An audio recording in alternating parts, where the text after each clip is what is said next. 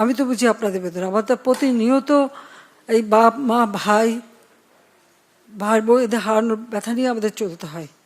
এমনকি লাশটাও তো দেখতে পারিনি, কাফন দাফনটাও তো করতে পারিনি, দেশেও ফিরতে পারিনি, 6 বছর আসতে দেয়নি আমাকে।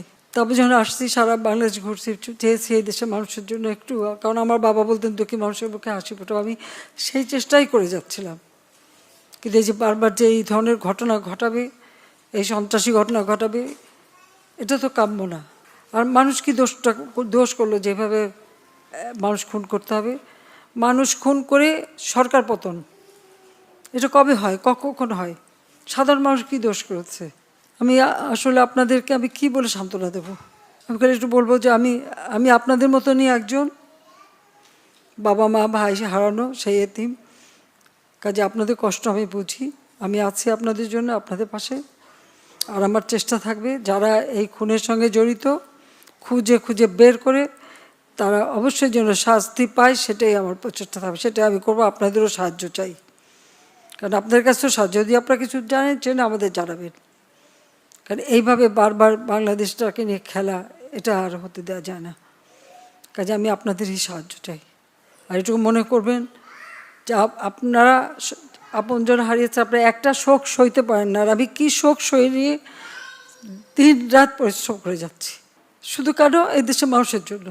কিন্তু আজকে এইভাবে বাধা দেওয়া, যা কিছু করি জ্বালায় পরে শেষ করে দেওয়া, এটা তো কোনো দিনই গ্রহণযোগ্য না। সাধারণ মানুষই তো সুবিধা পেত। এই মেট্রো রেলে কারা চলতে, এক্সপ্রেস ওয়েতে কারা চলে? মানুষের কাজ করাটাই তো আমার কাজ। আর মানুষ মেরে লাশ ঝুলিয়ে রাখার মতো এই বর্বরতা, জানোয়ারের মতো ব্যবহার, এটা কি কেউ করতে পারে? এটা কি কোনো একজন মুসলমানের লাশ ঝুলায় রাখবে পা বেঁধে?